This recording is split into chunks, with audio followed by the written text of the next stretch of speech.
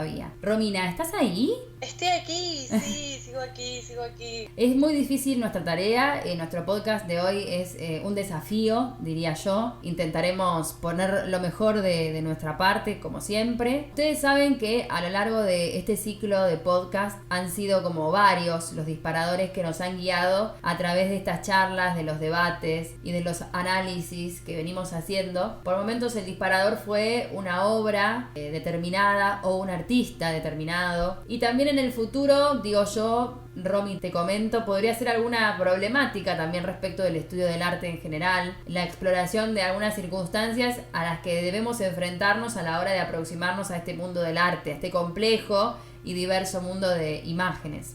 Sí, me parece que sí, cualquier disparador es válido, me parece. Bueno, nosotras nos interesan mucho todos estos temas, pero tocan un montón de cosas, no solo el arte, tocan filosofía, nada, cosas de la vida también. De todo. El arte como abarca todo, porque es parte también de la vida. El arte es parte de la vida. Fans, sí. La idea tenemos nosotras, por supuesto creo que Romy vos también compartís esto, de que el arte no es reflejo de nada. El arte es por sí mismo y forma parte de la vida. Cuando hablamos del arte de determinada época, bueno, no decimos que el arte refleja esa época, sino que el arte forma parte de esa época. Es parte de todo eso. Por ese motivo con Romy nos pareció bastante pertinente abordar hoy una figura que nos permite pensar el arte, o sea, pensar estas imágenes desde otro lugar, un poco al margen de la historia del arte tradicional como nosotras la estudiamos, la conocemos. Y esa figura me estoy refiriendo a Avi Warburg, que es un historiador del arte, podríamos llamarle hoy historiador, pero era muchas cosas. ¿No, Romy? Sí, dificilísimo. O sea, obviamente vamos a acudir a reduccionismos claramente. Bueno, la idea es que se entienda, queremos aclarar algunos conceptos claves que nos parecen re importantes a nosotras y es sobre todo muy difícil de entender, me parece, porque ataca directamente a una estructura de base. Para que estudiamos la historia, dejemos de lado el arte si quieren, cómo estudiamos la historia y cómo creemos que la historia se hace o qué es la historia, bueno, tiene que ver con todos estos temas y cuando nos salimos de esas estructuras es como que todo se me viene abajo. ¿De dónde me agarro para entender esto? Sí. Entonces por eso resulta un poco difícil y capaz abstracto, aunque para mí no, a mí me encanta que todo sea un quilombo. Entonces cuando es caos, claro. Si bien es difícil de entender, es como que bueno, me gusta. Claro, a mí un poco me incomoda porque la verdad que a veces hablar de una figura como Warburg me quema los papeles, como quien dice, ¿no? Te quema los papeles y decís, bueno, ¿y ahora? ¿Y ahora qué hago? También es a veces medio complejo de entenderlo, intentaremos abordarlo de la manera más simple posible, pero también a veces es medio complejo. Igual tiene una riqueza, Warburg como teórico del arte, que consideramos que hay una necesidad también de estudiar la obra teórica de él para entender un poco la cultura del presente. Eso está bueno para ver hoy, desde nuestro lugar, al arte. El tema de las imágenes. Por supuesto que no habla de arte en general, de las artes, de las bellas artes, sino que habla de imágenes, estas imágenes que están en todos lados en nuestra vida, que podemos encontrar en el diario, en una revista, en el arte. De ahí ya creo que debemos partir para ver cómo es la amplitud de lo que él dice, ¿no? Exacto, sí, lo que nos aporta cuando hablaba de estas estructuras base, ¿no? En las que estudiamos los hechos del mundo, una de las coordenadas principales es el tiempo, ¿no? Tiempo, espacio. Tiempo, espacio, lugar. Exacto, y él ataca directamente el tiempo, ¿no? A cómo percibimos el tiempo cuando hacemos historia. Me parece clave esto en cuanto a las imágenes también. Y me parece que eso es un gran aporte y también como el que vos decías, eran muchas cosas, como que también aporta esto de la interdisciplina, ¿no? De no solamente abordar el arte desde la estética o desde la historia del arte, sino que desde todos los lugares posibles porque las opciones son infinitas. Sí, y aparte esta pérdida de linealidad, como decías vos, cuando hablabas del tiempo, hay una pérdida de linealidad, bueno, nosotras estamos acostumbradas, que viene el siglo XII, el XIII, el XIV, el XV, es toda una linealidad, tiene todo un sentido, en cambio él como que abre este juego, ¿no? Abre el espectro, y lo que hablábamos con vos también, Romy, cuando hablábamos de este tema, era esta concepción de que, bueno, a ver, veo una obra de arte del Renacimiento y tengo que entender un montón de esta época para poder disfrutar de esta obra como se debe, tengo que saber en qué contexto se realizó, quién fue el artista, las influencias, la biografía, otras obras de la época y demás. Y no es tan así, en realidad. Para poder disfrutar, ¿no?, de esta obra tengo que conocer todo esto, tengo que tener un bagaje. Y en realidad no es tan así porque este anacronismo, como hablábamos con vos, te acerca muchísimo más a la fuerza de esta imagen, a la energía que tiene esta imagen. Sí. Siempre se estudió el arte, o uno piensa el arte sobre todo cuando vemos arte de siglos pasados, como del siglo XVIII para atrás, es como que este es el resultado de tal causa. Y después pasó esto. Inevitablemente tiene que haber esta cronología, esta linealidad, ¿no? Ajá. Primero estuvo la Edad Media, después estuvo el Renacimiento, después estuvo el Barroco, ¿no? Como que... Sí. Como que una cosa lleva a la otra, y si bien una lectura es esa, que no vamos a decir que no es válida porque lo es, pero no podemos invalidar las demás, ¿no? Claro, digamos. Como que un movimiento, por ejemplo, es consecuencia o reacción a otro, que sucedió antes, una cosa así. Muchas veces lo estudiamos también de ese modo, que bueno, puede ser como decías, pero hay otros. Entonces, ¿quién era Aby Warburg? Primero, Aby, vamos a decir que nos encanta su nombre, Aby. Aby era un niño rico. Otro niño rico. Niño rico, qué casualidad. Los padres eran banqueros de Aby, nació fines del siglo XIX. La cosa es que él era el heredero, ¿no? Pero no, él dijo, yo soy súper ñoño y le voy a ceder mi trono. Claro, la primogenitura sería. Claro, exacto, como él era el primogénito, le voy a ceder toda mi herencia a mi hermano. Hizo medio como un contrato con el hermano, ¿no? Dijo, bueno, yo te cedo toda la herencia, lo único que dame cheque en blanco para comprar todos los libros que yo quiera y todo lo que tenga que ver con su investigación, digamos. Esto en Alemania, ¿no? Sí, en Alemania. En Alemania. Y no vamos a hablar de todo lo que investigó porque es una fiaca, pero muy importante, estudió el Renacimiento. Cuando estudió el Renacimiento, en vez de estudiarlo así tradicionalmente como veníamos hablando, él quiso encontrar aquello que estaba oculto en las imágenes del Renacimiento, pero que venía de tiempos anteriores y que él lo encontró como en fórmulas en realidad. Así es como una nueva mirada sobre este 480 que él estaba estudiando, como bien decías, el Renacimiento, y a él no le interesaba el tema de la técnica, si hay más o menos técnica, no, él lo relaciona con otras cosas y lo ve él lo llamaba como fórmulas expresivas. Entonces él ve fórmulas expresivas y puntualmente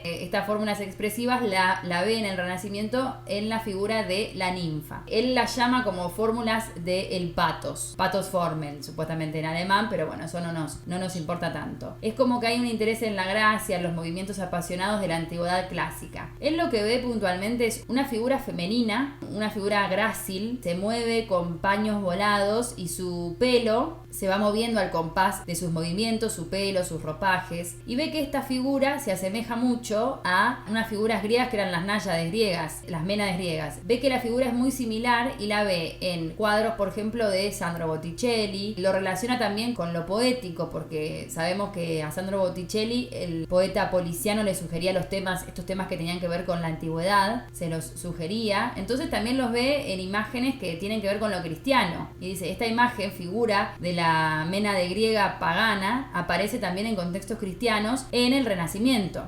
Sí, me parece clave porque en el Renacimiento lo que pasa es como que se encuentran un montón de textos antiguos y se empiezan a traducir. Digamos que el exterior o lo visible de lo clásico en el Renacimiento es todo esto, como decías, la gracia, ¿no? Lo de la técnica, la importancia de la virtud, bueno, todas estas cualidades griegas y clásicas, pero él dice, no, también estaba presente lo mágico, estaba presente la astrología, lo pagano. También en el Renacimiento no nos olvidemos que eran hombres y mujeres muy católicas, por muy supuesto, cristianas. Entonces él encuentra todo esto y dice, no, bueno, esto estaba vigente también. De alguna forma llegó a esta imagen. Quizá no estaba en los libros, pero estaba en la imagen y él la encontró. Y lo que tiene que ver cuando él habla del retorno a la vida de lo antiguo, dada por el Renacimiento, él dice, no es un aspecto formal nada más, sino que es una fórmula vital. Esta fórmula se va a reeditar y, como decíamos al principio, se va a recargar de energía, porque él considera que estas imágenes tienen energía, que se cargan y se recargan, depende de lo que suceda. Hay momentos en donde esta fórmula se carga de sentido por cuestiones políticas y demás, ¿no? Eso es lo que dice Warburg.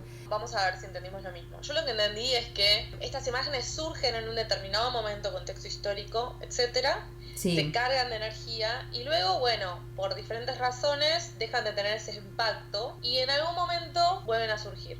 Claro. respecto al contexto, etcétera. Lo que me parece genial de todo esto es que todo esto surge, según Barbour, obviamente, de una experiencia de terror, que es el terror ante la nada, ante la muerte, ante enfrentarme a la naturaleza, digamos. Ahí entraríamos como en otro concepto de él, que era este tema del dominio de lo racional, que el arte serviría para dominar lo racional, ¿no? El arte y la ciencia, las dos cosas. El arte y la ciencia, claro. Esto es importante porque él quería ser un psicohistoriador, por eso es medio complejo también de abordar, ¿no? Porque él quería hacer una psicología de la cultura, y esa psicología de la cultura tiene que ver con la memoria también, que es un aspecto que él también estudió muchísimo, porque esto que vos decías del espacio para la reflexión tiene que ver con que la memoria nos permite este espacio para la reflexión. Tenemos, como vos decías, la capacidad de, ante un evento desafortunado, bueno, tenemos la posibilidad de quedarnos, ¿no? Es decir, que cuando uno lo experimenta a través de la memoria, eso te establece una distancia entre el mundo y tu pensamiento. Y esta memoria, a su vez, se va a condensar en los objetos de arte, como pueden ser las imágenes, los textos poéticos, una melodía, ¿no? Entonces la memoria es como una garantía. Claro, entonces la memoria es como una garantía de conservación de este espacio para la reflexión, que él llamaba Den Raum. También tiene que ver la memoria en todo esto. A mí lo que me encanta de este espacio es que surge del terror, o sea, me encanta. Sí. Me encanta que surja de esta sensación de que no puedo hacer nada, ¿cómo controlo mi destino, no? Bueno, creo imágenes, creo... Sí, eso me encanta. Y aparte del terror y de la incertidumbre, ¿no? Por ejemplo, las perspectivas, en la muestra esta que yo fui a ver, después esto lo cuento más adelante, por ejemplo, las perspectivas, que el método de la perspectiva que usan los artistas, tanto la intuitiva como la geométrica, son uno de los instrumentos más útiles que preservan la distancia entre mi pensamiento y el mundo. Y la carencia de estas perspectivas nos sumerge como en la angustia. Es como una manera de representar o de controlar el tema de este miedo de que hablábamos, de este caos que es el mundo, una manera de ordenarlo, ¿no? Total. Entonces, como para volvamos, porque es muy fácil irse por las ramas con muy este hombre, fácil, sí. Pero la idea importante es estas fórmulas patéticas o fórmulas de expresión de emociones, claramente, y que para él tienen esta energía que se crea en un momento determinado y que después se cargan y se descargan en momentos diferentes. El ejemplo que dio de Urso es el ejemplo que él usa, digamos, con esto escribió, ¿no? El de la ninfa y en realidad el ensortijado, ¿no? El movimiento ondulado de la ninfa, digamos. Como también podemos pensar en el movimiento de una llama, ¿no? También, llama de fuego. Como flamígero. Claro, todas esas cosas como que nos retraen a esta emoción. Pensemos en el tema de emoción.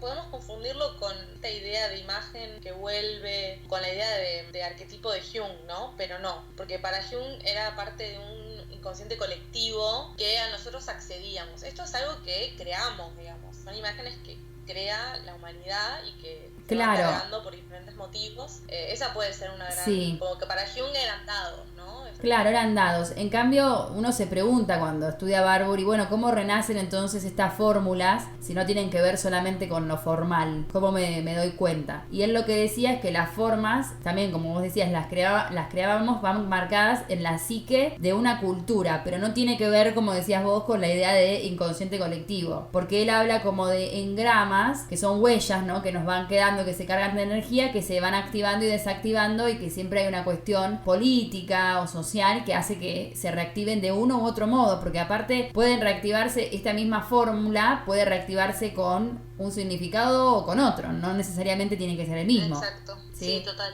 Este tipo fue diagnosticado con esquizofrenia, no lo vamos a dejar de lado.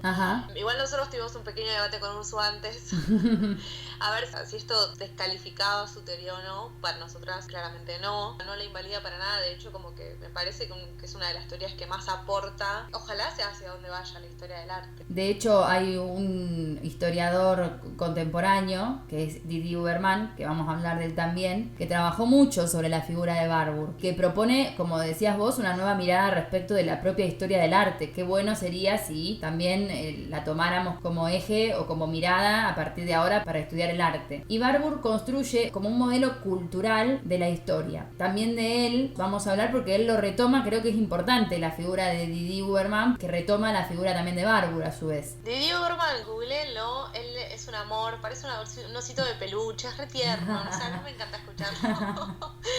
Y Sí, es bueno, muy me lindo encanta escuchar. también todo lo que dice. Y sí, él es re fan de Barbour. O sea, Barbour escribió siglo XIX, siglo XX. Y Urban no, es contemporáneo. Sigue escribiendo, de hecho, hoy en día. Un libro que escribió sobre este tema, si bien toda su teoría se basa en Barbour, escribió Ante el tiempo. Y acá habla de los diferentes tiempos que hay en las imágenes. Hace mucho hincapié en el anacronismo. Dice que, bueno, lo primero que olvidamos cuando vemos una imagen es nuestro propio tiempo, el tiempo del que la está mirando. Sí. Yo la estoy mirando desde este siglo XXI. Como que me olvido de eso. Estoy mirando la Gioconda desde el siglo XXI. O sea, hay un montón de cosas que esa imagen carga, que también las carga mi sabiduría visual, por decirlo de alguna forma, ¿no? Uh-huh. Sí, sí. Y toda la historia que cargó y que va a cargar. Es como una forma diferente de pararte ante la imagen y de darte cuenta que tiene un tiempo complejo, que no es solamente el tiempo tuyo en el que la estás mirando, ni el tiempo en el que la hizo Leonardo da Vinci, por ejemplo, sino que incluso cuando se hizo ya había muchos tiempos sucediendo. Esto es lo que resulta como súper loco y re complejo de entender. No hay esta idea de que, bueno, el tiempo está quieto, sino que se está moviendo todo el tiempo. Uh-huh. Y que al volver a él se va a seguir moviendo aún más porque yo estoy volviendo desde otro lugar. Claro, y lo que dice también es que cuando nosotros miramos en tu ejemplo de la Gioconda, este objeto de arte, esta obra muy probablemente nos sobreviva. O sea, estuvo antes de que nosotros llegáramos al mundo y muy probablemente va a estar cuando nosotros ya no estemos más en el mundo. Nosotros somos el elemento frágil, finito, es como el elemento de la duración. Entonces va a tener, dice él, esta obra, todos los tiempos que vivió los va a tener todos encima y va a contar Sí, exacto. con todos estos tiempos y va a ser una compilación, digamos, de todos estos tiempos en sí misma. Lo que él quiere hacer con su trabajo ante el tiempo, lo que él apuesta a hacer, es como empezar una arqueología crítica de estos modelos del tiempo, en la disciplina histórica que quiso hacer de las imágenes un objeto de estudio. Y pone un ejemplo que es el de Fra Angelico, que pinta un mural en San Marcos. Él dice, bueno, hay un texto que es de un tal Landino, que es contemporáneo a la realización del fresco, pero a su vez, dice él, Landino fue anacrónico respecto de Fra Angelico, porque tenía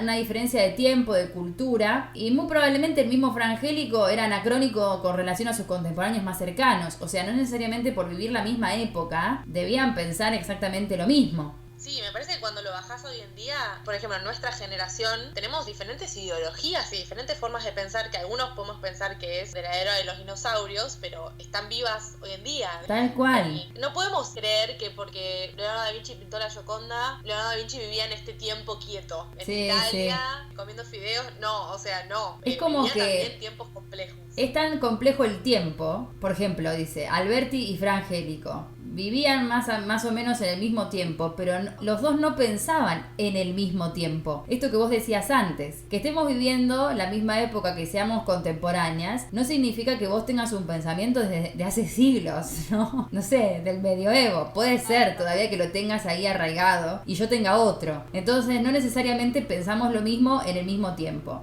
En todo caso, Leonardo estaba como adelantadísimo, ¿no? Claro. Entonces estamos ante esta obra como frente a un objeto de tiempo que es totalmente complejo. Él lo llama como que la obra tiene un montaje de tiempos heterogéneos que forman anacronismos. Anacronismo es algo que supuestamente es una mala palabra en el estudio de la historia. Él lo dice. ¿Y por qué te parece el anacronismo, dice él, en la historia una mala palabra? Usémoslo para estudiar la historia también del arte, la historia en general. Entonces dice las nociones de estilo, de época. Y eso como que adquiere ya como una plasticidad bastante peligrosa que nos incomoda también y ya como que se empieza a tambalear todo, ¿no? Cuando tenemos en cuenta todo esto.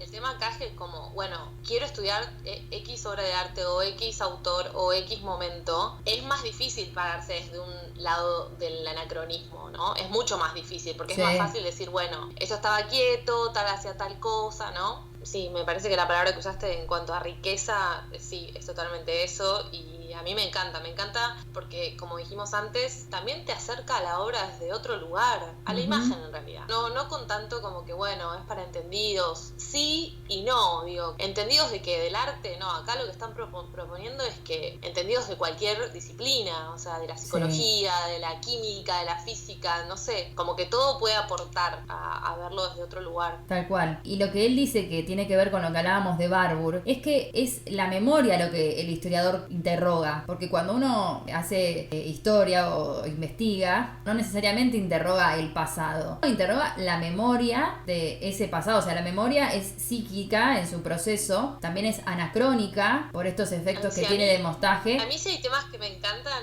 es el tiempo, la idea del tiempo y la memoria. O sea, me encanta los estudios, incluso neurológicos de la memoria, no sé, me fascinan.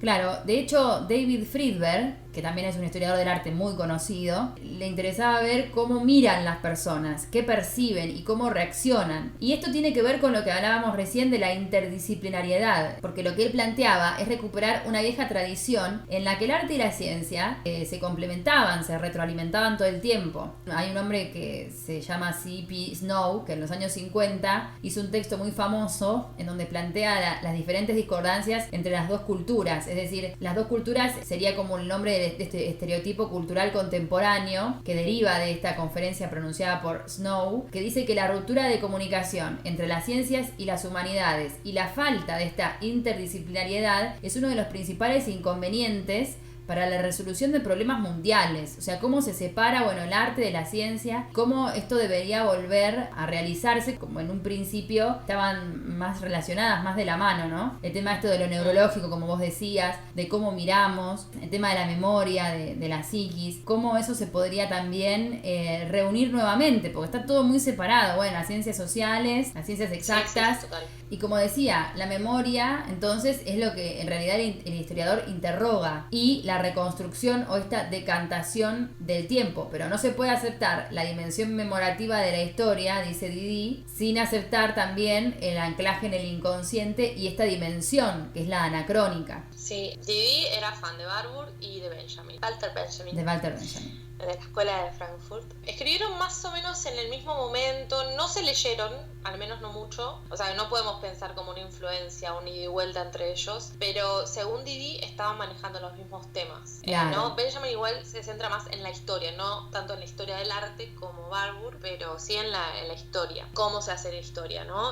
O sea, Didi saca de él esta idea del anacronismo. Lo que Benjamin quiere hacer, dice, cuando hacemos historia tenemos que hacer la historia de todo, no solamente de los vencedores, sino de lo más chiquito a lo más grande. Todo es igual de importante, decía él. Sí. Para él también la historia era, como la describe Didi, como una serie de tiempos complejos al mismo tiempo. El tiempo del que hacía pan, como el tiempo del rey, ¿no? Estaban todos en el mismo momento, sucediendo, y los dos importantes. Una idea clave que está en Benjamin y que está en Barbour y que retoma Didi es la idea de montaje, y que se relaciona con esto que vos decías, Urso, de la memoria. Uh-huh. La idea de montaje, obviamente que Benjamin la trata con el tema del cine, pero también con la memoria. El montaje, básicamente, en tiempos ancestrales, era, bueno, la cinta, ¿no?, del cine, cortar y pegar, para que después, cuando la cinta esté en movimiento, sea el movimiento que uno desea en la película, en el film. Ese es el montaje, es cortar, es decidir qué no va a estar, editar, ¿no? Y en la memoria hacemos eso, cuando recordamos es eso. No sé, si uno se pone a pensar en las memorias, la más vieja que podés llegar a tener, que son flashes, y tienen mucho que ver con la emoción. Para mí eso es clave, con esto patético que hablábamos de Barbour, las fórmulas expresivas, tienen que ver con que algo se marcó emocionalmente en esa memoria, sea de tu infancia o sea del accidente que viste en la esquina. Inconscientemente probablemente eso suceda, o capaz consciente, pero la memoria es algo que se escurre, que está también todo el tiempo en movimiento. Para los que hacen terapia, cuando vas a terapia empiezas a recordar un momento que capaz te traumó y no lo recuerdas bien, y con el tiempo vas recordando más cosas, es eso. La verdad que es así. De hecho, a veces uno que recuerda algo como, sí, me acuerdo clarito que era algo así, y al final no era así, cuando uno después lo puede comprobar. ¿Y por qué estaba tan segura de que era de ese modo? También pasa, porque la memoria nos juega malas pasadas, también sucede. Y como vos bien decías, lo que Didi nota es que estos autores ya habían realizado este proyecto que él quiere realizar con este trabajo, ¿no?, ante el tiempo. Dice, esto ya fue hecho hace mucho tiempo y ya fue realizado por Barbour y también por Benjamin. Estos autores dicen, hacen época sí, pero no crean un movimiento constituido. rápido. Y del lado del tiempo, ellos fueron contemporáneos y también a menudo fueron muy críticos de obras filosóficas que florecieron a la fin de los años 20, como por ejemplo Husserl, Heidegger, ¿no? Claro, y estos pensadores iban como a contrapelo de esta historia del arte tradicional, porque hacen de la imagen una cuestión que es vital, cuando Barbour dice un renacimiento vital, una cuestión viva también, porque si decimos que la obra tiene muchos tiempos heterogéneos en sí, entonces está viva y es altamente compleja. Y también lo que abren son nuevas vías heurísticas para poder tratar el arte, pero no tuvieron una cátedra en la universidad. Por eso a veces no son tan conocidos. Sí, o sea, me parece que no son conocidos por esto que hablábamos, ¿no? Como atentan directamente a la estructura base de cómo hacer historia. Claro. Primero esto, ¿no? Después esto, después lo otro.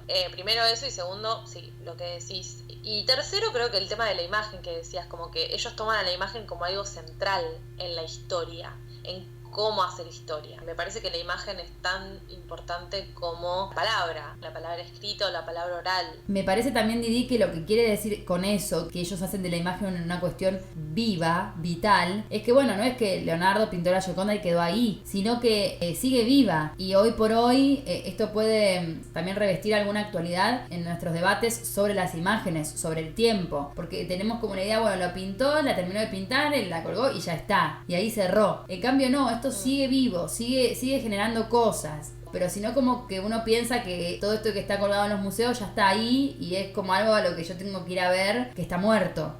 Y no, está vivo, todo lo contrario.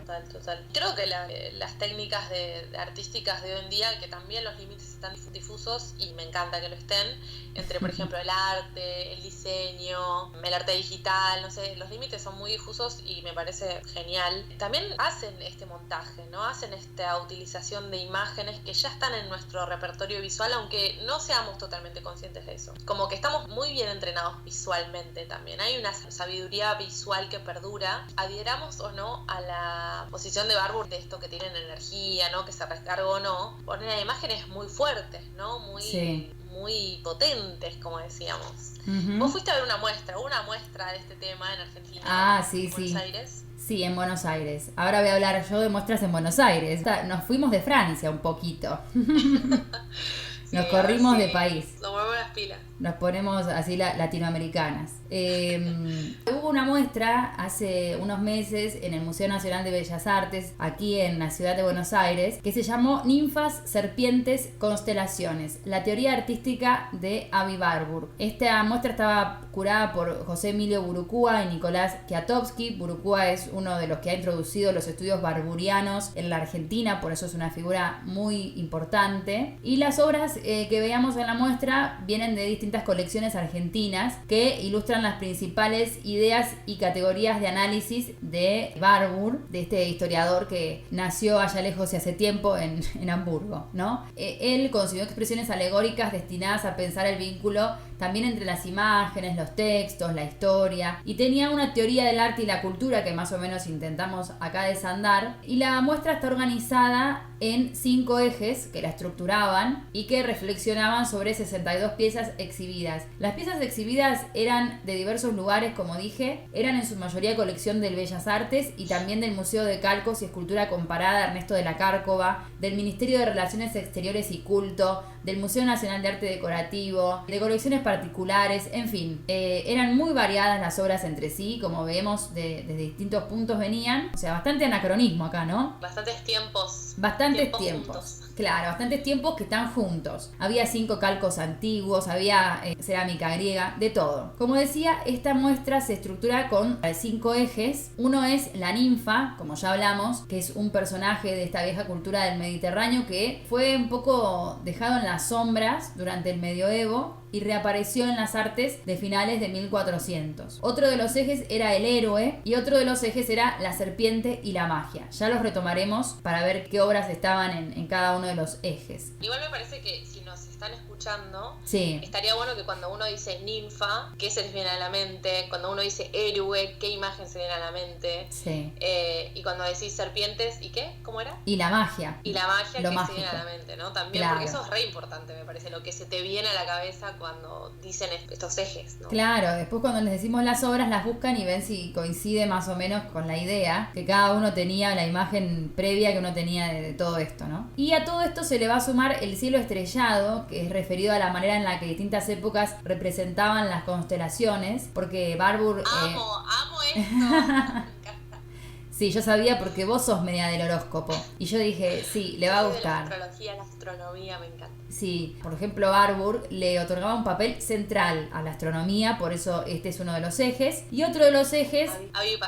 Avipasión. Y otro de los ejes que ya lo mencionamos es el tema de la distancia y de la memoria, que como dijimos se refiere a estas distancias mentales entre el pensamiento del ser humano y el mundo, estos espacios para pensar, y también el papel de la memoria individual, colectiva, en la transmisión, el cambio y la vuelta a la vida de ciertas fórmulas visuales. Entonces, o sea, la idea de esto surge ¿por qué? Porque Abby ya había ensayado, ¿no? Hacer este tipo de... No había ensayado hacer una muestra, pero sí había tenido esta idea. Había tenido también la idea de hacer un atlas, que eso también se ve en la muestra. A mí me pareció algo muy interesante ver. Es un método que Abby usaba, en donde sobre un fondo negro ponía diversas imágenes, ¿no? Que toman sentido estas imágenes cuando se ponen una al lado de la otra. En realidad, por sí mismas no tienen ningún sentido. Y él les encontraba como cierta relación y las ponía una al lado de la otra. Y en esta idea del montaje, que también mencionaba Didi, en este montaje se van a unir tiempos distintos. Entonces es un shock, porque cuando vos lo ves visualmente, ves todos los tiempos de una sola vez. Sí, además decís, ¿qué onda? Porque esta imagen está al lado de la otra, de esta otra, porque además no eran solo imágenes de artistas, o sea, obras de arte reconocidas, sino que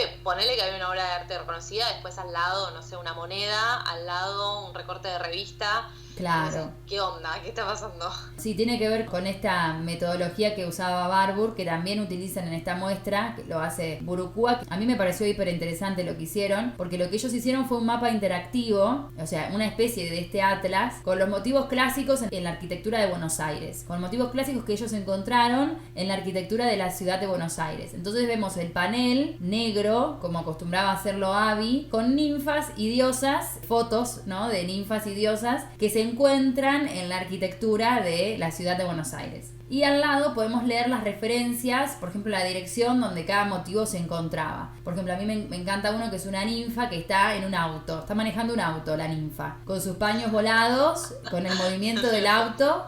Sí, y es un relieve que lo pueden buscar, está en la cornisa del Centro de Protección Recíproca de Choferes, es del año 1906. Y se llama... ¿por eso está manejando un auto? Claro, se llama ninfa motorizada. Categoría del conductor de camión. Claro, es como, no sé por qué, pero la ninfa aparece manejando un auto y es genial porque aparece en este centro de protección de choferes, es bárbaro. Hay un montón de ninfas que uno no sabía que estaban en la ciudad y bueno, ellos las encontraron y lo pusieron todo junto en este atlas, ¿no? Me pareció muy interesante y son también, como decíamos, de tiempos distintos. Este motivo de la ninfa particularmente en momentos distintos, ¿no? Así que es bárbaro. Claro, creo que lo importante acá no es encontrar similitudes, no es que voy a buscar similitudes, sino que encontrar cómo estas cosas se pueden relacionar desde otro lugar. En cuanto a la ninfa, como habíamos dicho, no es que Barbour las relaciona por forma de ninfa, sino que es el movimiento ondulante. Este movimiento ondulante genera esta emoción que él la relacionaba con lo dionisíaco, no importa, pero él se basa en estas fórmulas. No es que, bueno, todas las ninfas que veo van a ser a significar lo mismo. Claro, por eso se diferencia, esta fórmula expresiva de la ninfa se diferencia de un arquetipo. Por eso no tiene que ver con lo formal. Decíamos también que puede tener también tranquilamente la misma fórmula visual, otro significado distinto, ¿no? Bueno, y ni bien entramos ahí a la muestra, vimos este eje de la serpiente y la magia, porque como dijimos, Barbour se interesa por la representación de la serpiente, explícita o metafóricamente, en dos puntos particulares, en la antigüedad del Mediterráneo y en la antigüedad de la América prehispánica. Este motivo de la serpiente fue dotado de sentidos diversos y de sentidos superpuestos, como animal fuerte, astuto, como símbolo de la vida, como símbolo de la muerte, como vehículo de la curación médica entre los griegos, Vemos, por ejemplo, una serpiente que está grabada en un disco metálico del noroeste argentino. El arte tuvo en cuenta a esta criatura también como sanadora, como salvación, como puede ser en la serpiente de bronce de las escrituras de la Biblia, historia de Moisés de la serpiente de bronce, y no como símbolo del mal, como sí habían hecho el resto de las escrituras. Y cada vez que la serpiente apareció como tema o como objeto del arte contemporáneo, lo que pasa es que tienen eco todos estos significados. O sea, el motivo de la serpiente va a tener en sí todos esos significados que se le fueron otorgando a través del tiempo, y sobre todo, bueno, cuando el arte abstracto evoca los estilos del pasado americano. Entonces, para Barbour las propiedades... Increíble. Sí, totalmente. Sí. Me parece clave esto que decís, que todo eso sigue estando en esa fórmula, ¿no? Así es, como que sí. no es que porque tenga este sentido en este contexto, lo otro desaparece, según Barbour, ¿no? Claro. Como que lo otro está... Él habla mucho también de esta inversión energética, Sí. como que, de lo que hablas vos, como que puede haber en una misma forma o en un mismo gesto expresiones o emociones contrarias. Lo opuesto. Sí. Claro, habla de esa polaridad, ¿no? Y para Barbour, a su vez, las propiedades de esta serpiente establecen lazos con el universo mágico. Bueno, las brujas utilizaban el veneno de la serpiente para hacer sus pociones, ¿no? Y demás. Entonces allí lo relaciona. Y este motivo del zigzag para representar el movimiento, de vuelta, ¿no? El movimiento, o el rayo, lo que van a hacer es conducir a Barbour al estudio del cielo estrellado. Y ahí aparece el eje del cielo estrellado. Él se interesó de qué manera las distintas épocas fueron representando este cielo estrellado. Y consideraba la astronomía, como dijimos, un pilar en la creación de todo el orden. Vio reaparecer constelaciones enteras representadas en frescos renacentistas. Entonces él advirtió que mientras los artistas y los... importante acá, Renacimiento igual a cristianismo. O sea, en general, el gran comitente de obras del Renacimiento es la iglesia. Entonces, que te aparezca algo de la astrología es como que, ¿qué onda? ¿Qué está pasando? Claro, ahí vemos ya una contradicción, porque él lo que hace es ver que mientras estos artistas e inventores querían comprender el cosmos para lograr de alguna manera dominarlo, en la vida cotidiana se seguía consultando en las posiciones astrales o las horas de ascenso y de descenso de los planetas para empezar una lucha armada, por ejemplo, o para firmar un contrato, ¿no? Como pasa ahora, de hecho. Como ahora. Claro, como pasa ahora, vamos al médico, pero después, bueno, nos curamos la ojeadura, ¿no? Bueno, sucede, está todo eso. Que decía el médico, mire, doctor, yo creo en la interdisciplinaridad, le voy a dar el número de mi astrólogo.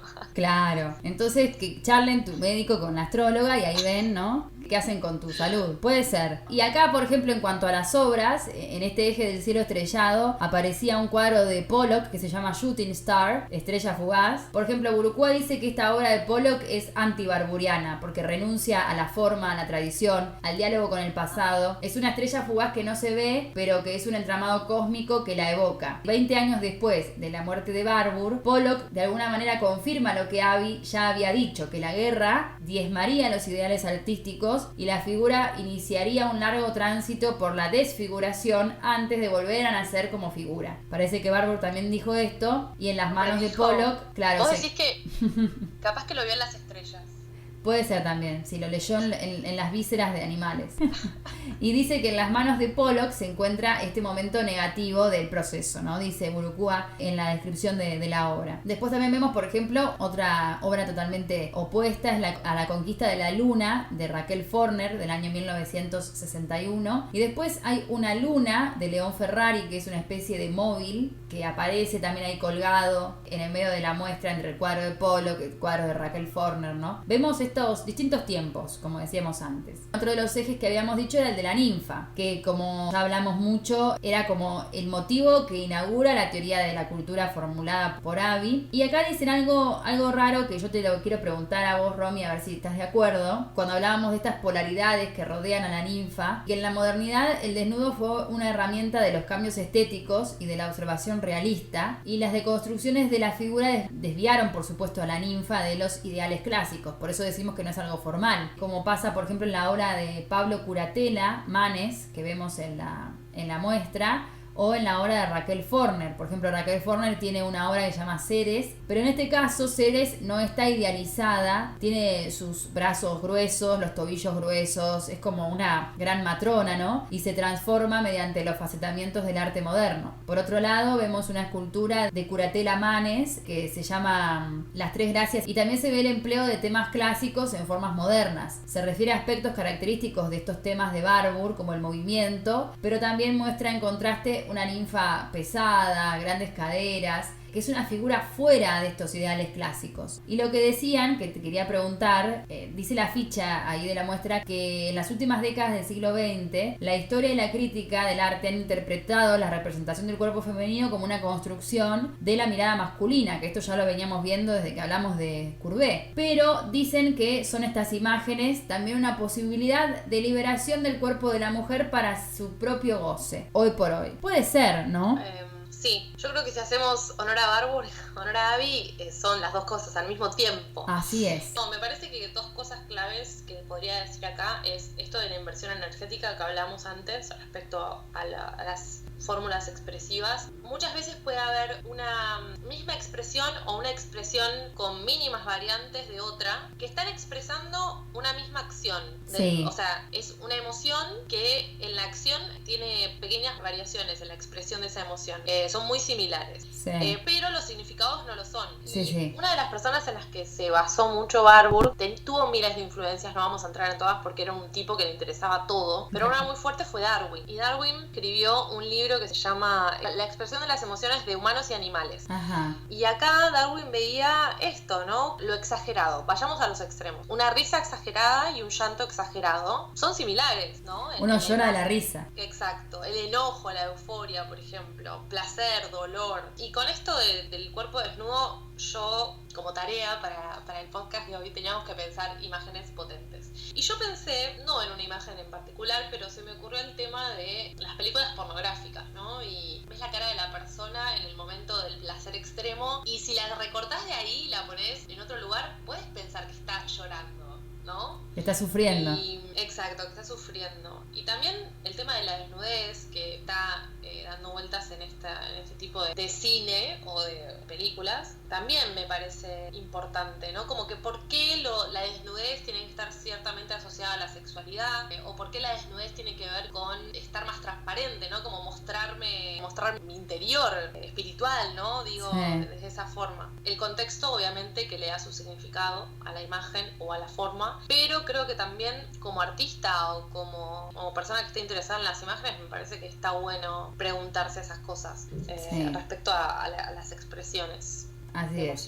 Tenés razón en eso de por qué necesariamente también ese desnudo tiene que ver con una cosa, con la otra. Y el punto de los extremos, cómo se confunden. El extremo placer con el extremo dolor, la extrema risa con el extremo llanto, ¿no? Ahí confundidos. Esta fórmula visual que se va confundiendo, que no tiene un límite. No tiene un límite delimitado. En esto coincido con Barbour porque para mí tiene que ver con esta impresión en la psique que vos decís. Y creo que las emociones muy fuertes que expresamos de esta forma, con una risa exagerada, con un llanto exagerado, llegan a esos lugares, sí, ¿no? Y creo que por eso se conforma esta fórmula de la que él habla. Estas fórmulas que se van cargando de sentido, descargando y demás. Sí. Sí, tal cual. Bueno, otro de los ejes que estaban ahí en la muestra era el tema del héroe, porque la reaparición de estos héroes griegos y romanos es uno de los signos más claros de esta vuelta a la vida del temperamento antiguo que se dan durante el Renacimiento. Y Barbour lo que hizo fue encontrar en el tema de los héroes el avance de la retórica antigua al momento de representar la vida y la muerte en movimiento. Como sabemos, bueno, los antiguos tenían estos grupos escultóricos de figuras en lucha y los héroes lograban encarnar estos ideales clásicos de la virtud. Por otro lado, cuando Barbour escribía,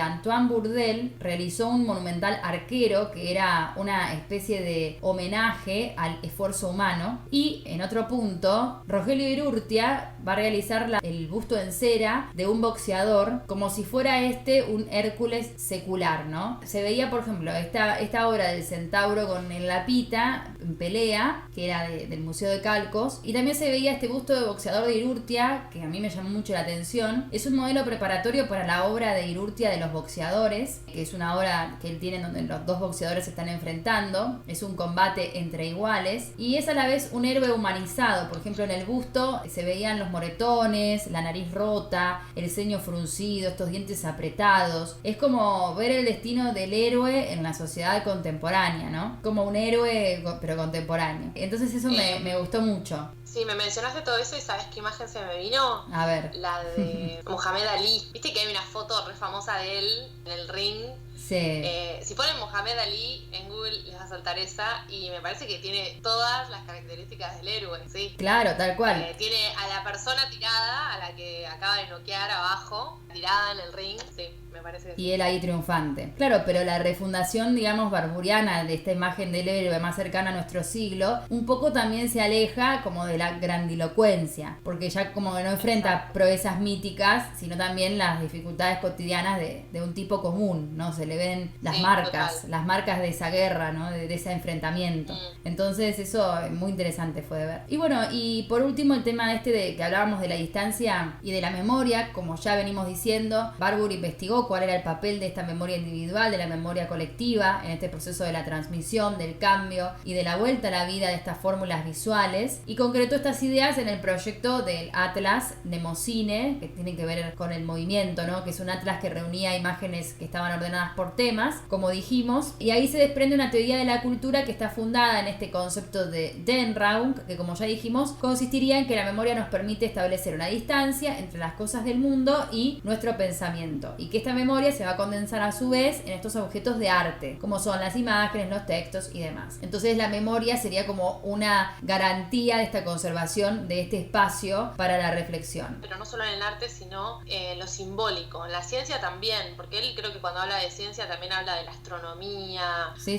por supuesto. De la física, ¿no? Creo que habla como en términos muy generales. Y en todo eso que nosotros armamos para poder entender el mundo y situarnos en él, creo que todo eso lo llama ese espacio de pensamiento. Claro. El arte sería uno de ellos. Claro, uno de ellos. Uno muy importante, ¿no? Obvio. Por supuesto, pero que sí, a través de, no sé, del lenguaje, como vos decís, de la ciencia, también se podría tomar esta distancia y intentar controlar, ¿no? este mundo. Estos tres autores que vimos, Barbour, Benjamin y Didi, piensan las imágenes con este tema de energía, ¿no? Como imágenes potentes. Sí. Imágenes que confrontan. Y queríamos hacer una diferenciación que nos pareció importante entre imagen potente y poder de la imagen. Sí. A mí se me ocurrió el ejemplo de la conquista de América y cómo la imagen fue una herramienta central para la colonización, y después obviamente todas las resignificaciones que se hicieron acá, para que puedan entender, no, mira, ahora vas a adorar a este único Dios, no era a través del Tomás, léete la Biblia, sino que era a través de las imágenes. Y yo creo que la cultura en general, las civilizaciones americanas eran mucho más visuales que alfabéticas, y entonces hubo ahí como un intercambio muy rico, podemos decir, dejando de lado el genocidio. Obviamente hubo genocidio, pero en términos simbólicos de imagen, un intercambio que dejó una riqueza que podemos estudiar y valorizar en realidad. Sí. Me pareció importante, me parece que ahí la imagen funciona como poder, con esta intención. Sí, estas imágenes, como dijimos, van a tener todo esto encima, ¿no? Una vez que llegan a América, van a tener lo de antes, lo de después, todos estos tiempos que van a converger en una misma imagen, y también cómo desde América se va a lograr otra imagen a través de las resistencias, ¿no? Y se va a lograr esta imagen potente. Yo pienso en la idea de las huacas, ¿no? Huacas sería este espacio de conexión que tenían las civilizaciones americanas en general, ¿no? Estamos hablando precolombinas, con los espíritus, ¿no? Con lo sagrado, digamos. Pero con lo sagrado. Eran espacios, no necesariamente era un objeto. Podía ser una montaña, podía ser un montón de cosas. Y me parece que siempre que hay una intención de traducir, incluso de un idioma alfabético a otro, siempre hay algo que se pierde, siempre hay algo que se gana. Entonces, de pasar de creer en este tipo de imágenes a depositar lo divino en otra imagen, creo que ahí hay una intención de traducción que siempre se gana algo, ¿no? Ajá. Y acá están las resistencias que vos decís. Y después la imagen potente, que en realidad son las imágenes estas de las cuales venimos hablando. Imágenes que cargan con estas energías que fueron creadas en un momento y que vuelven a surgir. Yo pensé en una imagen reciente, capaz la conocen. Hubo una muestra en el Conti. En realidad no sé si fue una muestra, expusieron una obra en la que era una virgen, o sea, imagínense típica iconografía de virgen con los brazos abiertos, manto celeste, blanco, ¿no? Con un pañuelo verde, con el pañuelo de la campaña para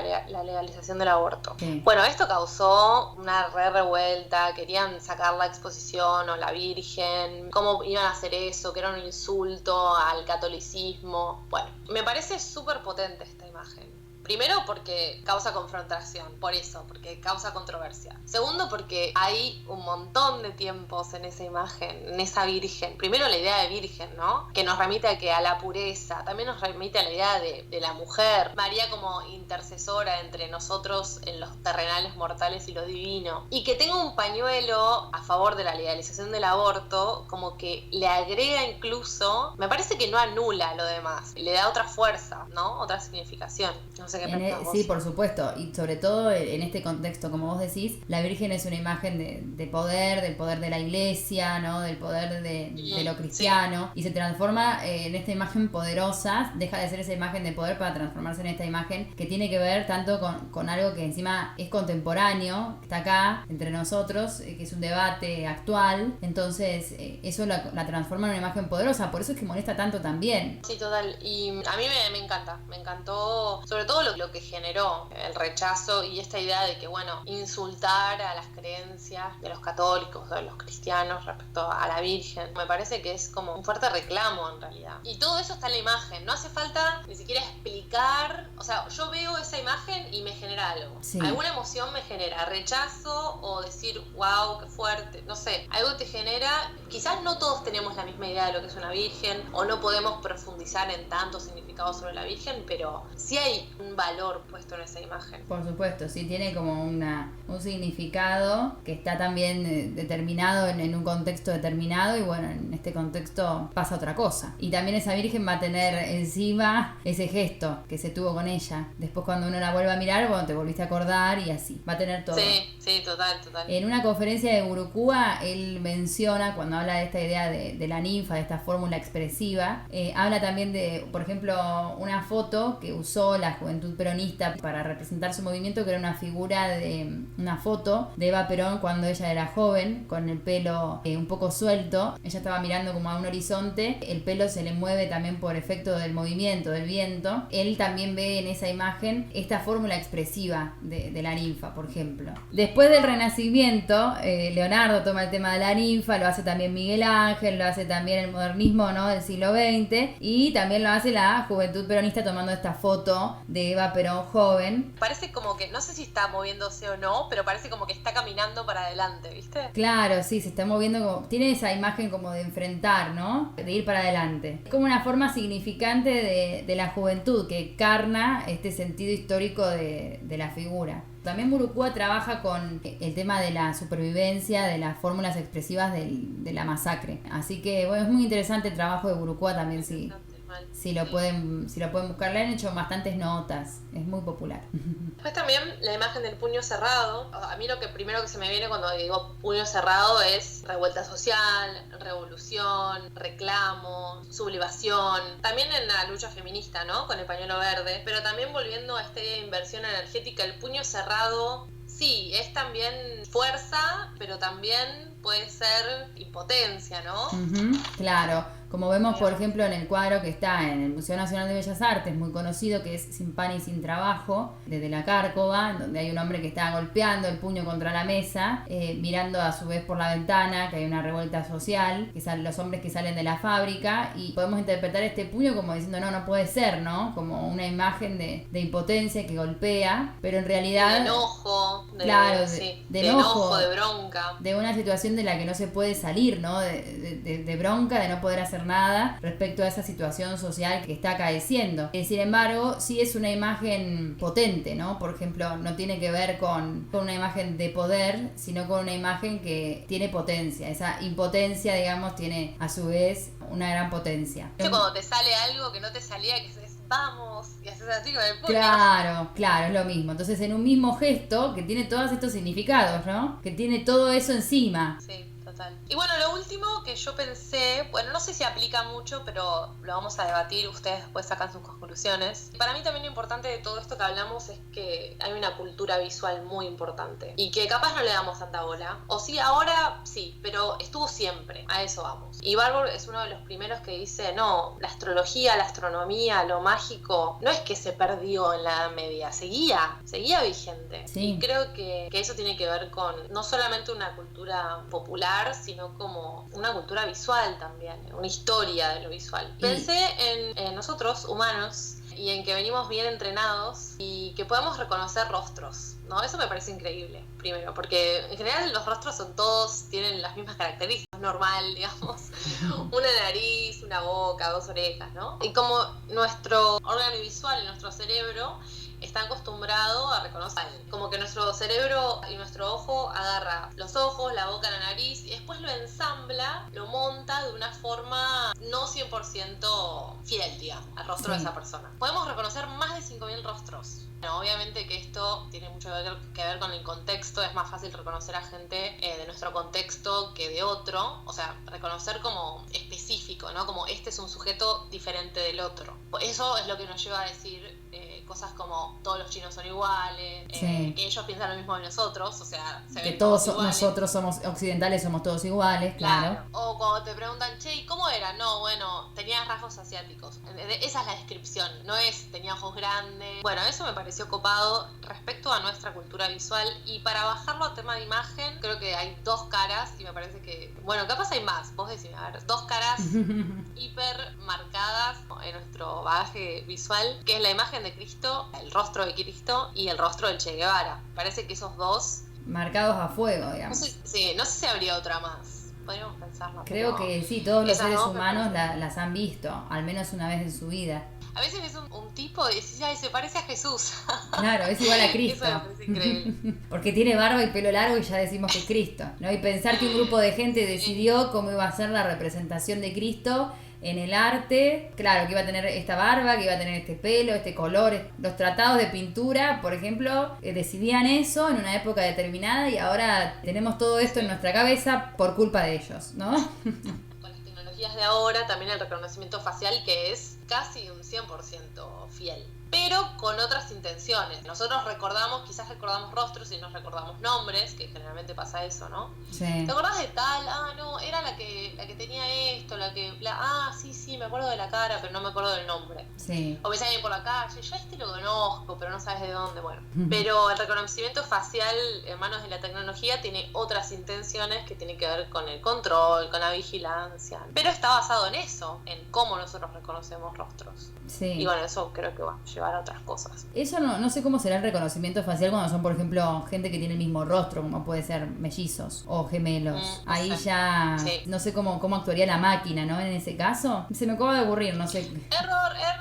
Claro, acá pasa algo porque hay 2 rostros totalmente iguales. Bueno, intentamos indagar en esta obra de Barbour. Complejo, ¿no? Espinoso el tema. Sí, complejo, difícil, pero métanse, no sé, me parece que está copado ver la historia del arte desde este lugar, que lo hace más, como dijo Ursu, más plástico. Se puede como estirar, ¿no? Lo puedes moldear un poco mejor. Claro, sí, lo dijo Didi, en realidad le robé esa palabra, pero claro, dice, es plástico, como que todo se va conectando, como los límites no están claros. Eso es lo que decía Didi. Pensé en algo también, último momento, pensé en los memes. Ah, claro. Los memes, o sea, es una imagen que se repite todo el tiempo y que andás a ver a dónde llega el meme, ¿no? Que es una imagen que también va adquiriendo distintos significados, porque se saca de un contexto y depende de la relación que tenga con el texto, que la evoque, o con otra imagen que se le monte o lo que sea, queda un significado totalmente distinto, ¿no? Claro, vos conocés la página Eameo, Sí. Sí, Ameo. Ellos, tipo, reyes del meme, bueno, no del meme, no sé si llamarlo un meme, pero sí, tomar estas imágenes potentes y resignificarlas. Toman imágenes a veces del diario que en apariencia son normales, como puede ser Sí. una conferencia de prensa, una reunión o algo así, sobre todo en la política, y después con las cosas que ellos van añadiendo, van adquiriendo o retocando, van adquiriendo un significado totalmente opuesto, ¿no? Claro, y además tenés que estar al tanto para darte cuenta, ¿viste? El guiño. Claro. Pero bueno, esto no sabemos, no sé si aplica a los memes, pero me parece Sí, es cierto. interesante. Como Sí, está esto bueno. que se va repitiendo. Está bueno porque es una imagen que va adquiriendo todas estas acepciones, ¿no? Y también me pareció importante con el tema de Barbour, este tema que te decía de lo interdisciplinario, este método comparativo de relacionar textos e imágenes, por ejemplo, usar textos astrológicos para analizar la historia del arte, por interesarse por cosas marginales. También él prestó atención a objetos que estaban por fuera de las bellas artes. No hay una jerarquización, como dijimos al principio, no le interesa la gran obra de arte, él borra los límites entre estas artes mayores, menores, él se centra en las imágenes, ¿no? Y en esta continuidad de símbolos de la antigüedad, en el Renacimiento particularmente, pero no es un típico historiador del arte, por eso es tan difícil encasillarlo, porque él era más como un historiador de la cultura y buscaba esta mentalidad psicológica de una época, una psicología también